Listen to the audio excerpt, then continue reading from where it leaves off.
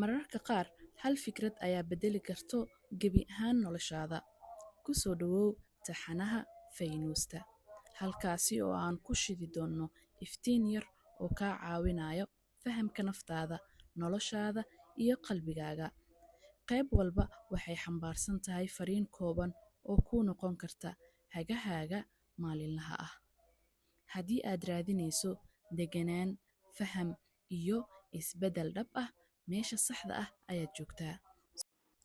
Dad badan waxay rabaan in la ixtiraamo, laakiin ma dhisaan qiimaha naftooda. Sidaan hore uga soo sheekeynay, waxaa la dhaho qiimaha nafta, waxyaabaha burburiya qiimaha naftaada, iyo sidoo kale calaamadaha lagu garto qiimaha naftaada. Xalqadan waxaan xooga ku saari doonaa sida loo dhiso ama kor loogu qaado qiimaha naftaada. Qodobka ugu horeeya oo ugu muhiimsan ee kor loogu qaado qiimaha naftaada waa in aad aqoonsi ama aad taqaanid nafsadaada, ama wax loo yaqaano self awareness inaad leedahay.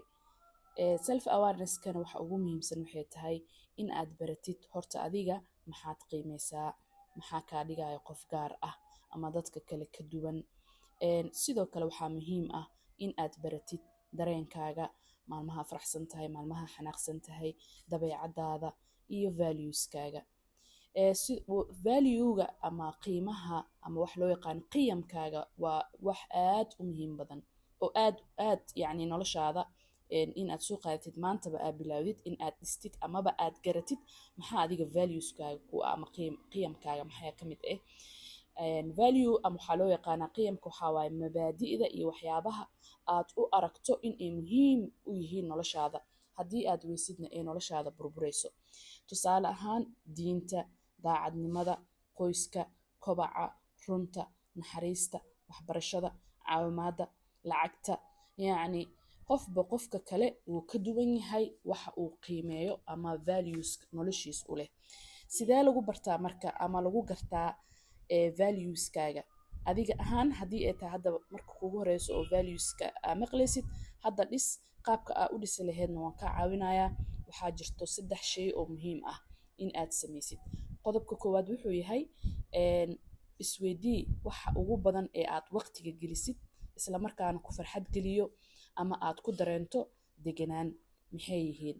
Ma diinta marka aad diinta gelisid, mise qoyska markaa gelisid, ma caawimaada, ma waxbarashada, ma dhaqaalaha.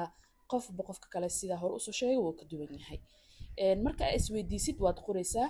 Qodobka labaad waxaa sidoo kale isweydiinaysaa waxyaabaha adiga ku kiciyo, kaa xanaajiyo maxay yihiin, ayagana list ayaa u sameynaysaa. Su'aasha mid ugu dambeysana waxay tahay in aad qortid waxyaabaha aad rabtid in aad noqotid. Qor tusaale ahaan 10 values adiga aad rabtid oo aad u aragtid muhiim. Number 1 inaad dhahdid 10kan 1 2 3 10 markaad tirisid 10ka waxaa kasii dooranaysaa 5ta ugu muhiimsan oo aasina aad ugu tanaasuli karin. 5taas marka waxay kuu noqonaysaa waxyaabaha adiga valueskaaga ama qiyamkaaga ah. Mar haddii aad baratid valueskaaga ama qiyamkaaga, waxaa ka faa'iidi doontaa number 1 in noloshaada aad jihayn kartid, ayna kuu fududaan karto jihaynta noloshaada, inaad dhistid qiimaha naftaada, sidoo kale hagaajinta xiriirada oo markii aad valueskaaga taqaanid way adag tahay in noloshaada qof qaldan uu soo galo. Haddii ay dhacdo in uu soo galana way adag tahay in uu sii joogo. Waxaad ku dooran kartaa asxaabtaada, waxaad ku dooran kartaa qofka nolosha aad wadaagaysaan, meelaha aad tegaysid, dadka aad xiriirada badan, dhan walbo. Muhiim ayay ku tahay marka noloshaada inaad taqaanid qiyamkaaga. Is aqoonsiga ama self markaa kasoo tagno aqoonsiga nafsadeed, number 2 waxaa noo ah si qiimaheena naftayna aan kor u qaadno inaan bedelno fikradaheena oo fikrada positive ah ku bedelno. Fikradaha wanaagsan aan haysanay ma aha wax la bedelayo, waa fikradaha xunxun. Qaabka nafsadaada aad u aragto inaad bedeshid, qaabka aad nafsadaada ula hadasho inaad bedeshid. Fikirkaaga saameyn weyn wuxuu ku leeyahay dareenkaaga iyo ficiladaada iyo horumarka naftaada. Qodobkeena 3aad in aad sameysid isjeceyl ama inaad isjeclaatid. Inaad isjeceshahayne macnaheeda ma ahaan qof nafsadiisa jecel oo jecleen ma jiro, laakiin muhiimadda waxay tahay in nafsadaada wax walba oo hormarinayo oo u wanaagsan aad u sameysid. Wax walba oo dhaawac iyo dhib u keenayo iyo dib u dhac ahne aad ka ilaalisid. meelaha wax ay ka kororsanayso aa geysid, waxyaabaha ay ku horumarayso laakiin nafsadaada ay dhibsanayso inaad ku qasabtid, waxyaabaha ay ku raaxaysanayso laakiin ay dib u dhac iyo dhibaato iyo caafimaad daro ay ka helaysana in aad ka ilaalisid. qodobka afraad ee dhisidda ama sida kor loogu qaado qiimahaaga waxaa waaye inaad samaysatid xuduud, inaad samaysatid xuduudaha. waxaa wadamada markay xuduudo samaystaan wadankan layskama geli karo, yacni wax walbo xuduuday leeyihiin. xuduudo noocyo badanaa jirto, xuduud dhaqaalaa jirto, xuduud waqtiyaa jirto, xuduud shaqsiyadeedaa jirto, xuduud qoysaa jirto.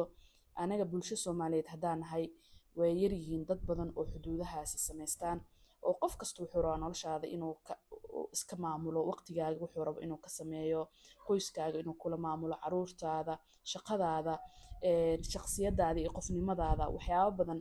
marka xuduudaha way badan yihiin. xiriir xuduud inuu lahaado, xiriirada dadka kaala dhexeeyo ama labada qof oo isqabto, waalidkii caruurta, bulshada, yacni xuduud waxaa u baahannahay caafimaad leh.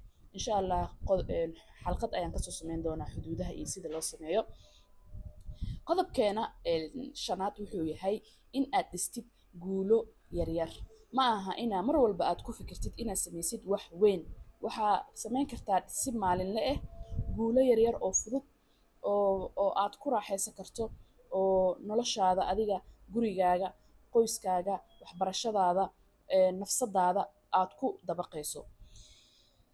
qodobkeena toddobaad ee dhisidda qiimaha nafta waxaa ka mid ah ee qayb weyn ka qaadanayo in aad isdaryeeshid, self care inaad lahaatid jadwal ah, maskax ahaan, jir ahaan iyo ruux ahaanba inaad isku daryeeshid. qaabka kugu fudud adiga oo nafsadaada aad ku daryeeli kartid in aad u samaysid. qodobka noogu xiga wuxuu yahay xiriirka ilaahay kaala dhexeeyo in aad xoojisid. waxay ahayd xiriirka ilaahay nagala dhexeeyo inaan qodobkan ka dhigo midka ugu horeeyey.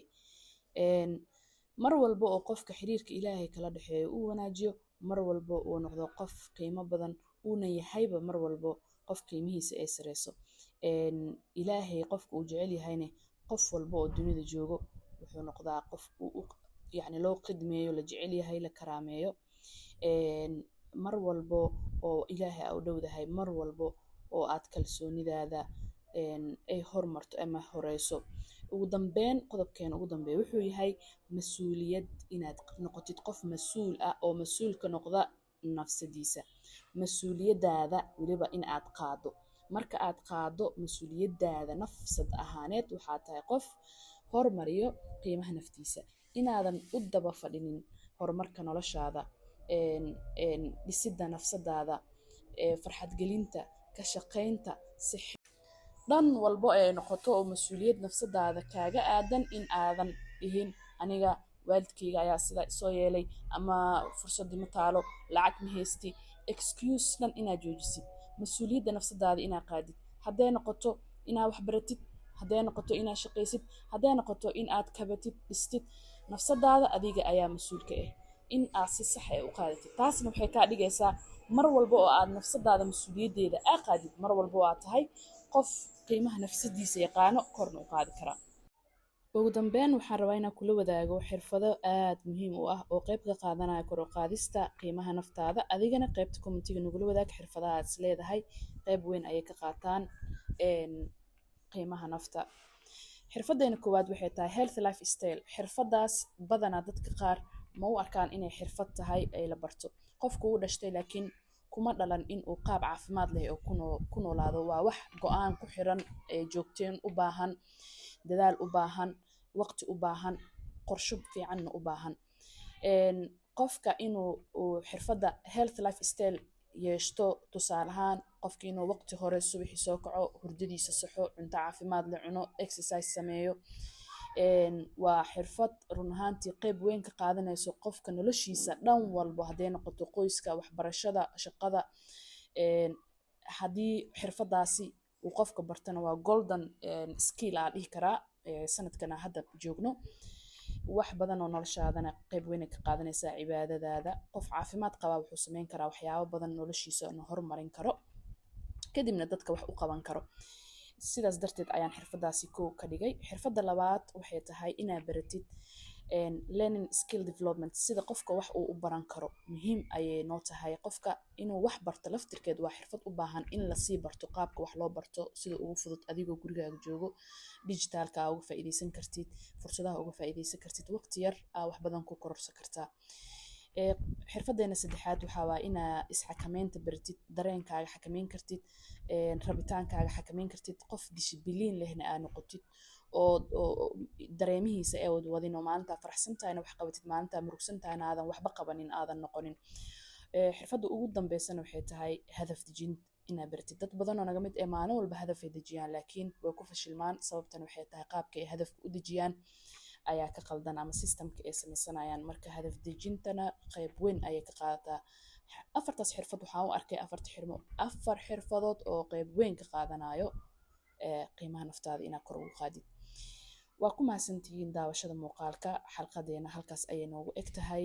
waxaan rajeynayaa inaad subscribe saartiin, la wadaagtiin asxaabta kale. waxaan sidoo kale rajeynayaa inaa xalqado aad xiiseynaysaan, noloshiina iyo nolol maalmeedkiinaba wax badan qayb weyn ka qaato isbedelka noloshiina dhanka wanaagsan aad uga qaadataan. asalaamu calaykum waraxmatullaahi wabarakaatu.